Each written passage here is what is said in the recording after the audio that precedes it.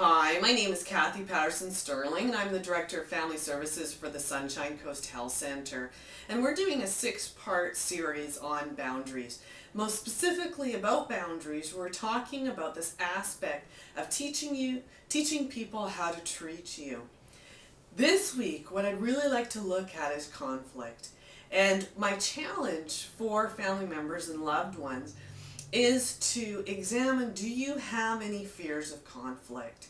Because if we're going to be setting boundaries, we're going to be teaching people how to treat us, it's really important that we start looking at any fears of conflict that we have. I believe in all healthy relationships that conflict is inevitable.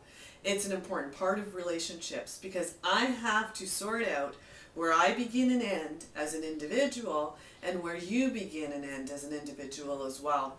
If we're creating a life together, then we have to negotiate and figure out how my needs are going to get met, how your needs are going to get met, and how we can feel good about combining our needs together, whether we need to compromise, whether we need to find a win-win solution in things. So conflict is really communication in disguise.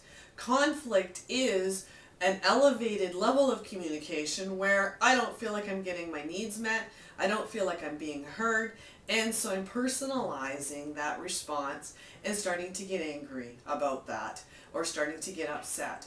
The key really is to hold steady in what you think, being open and having a curious tone around talking with your partner and that type of thing. What do you think about this? What about this? Where we get into trouble is when we start reading subtext or building in assumptions as to what we think somebody else is really saying to us. So there's listening and then there's hearing, which is really listening to what somebody is saying rather than what you think you are hearing that they're saying. We read intentions into what people say to us, and it's really important to step back and clarify, especially when we're having conflict.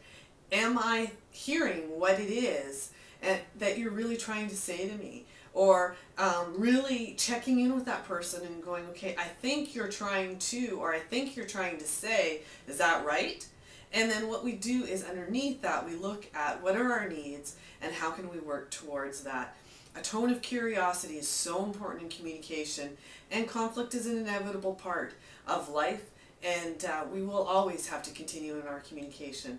I hope the Boundaries series has been very helpful for you, and I look forward to continuing topics in the future. Thanks so much. Take care.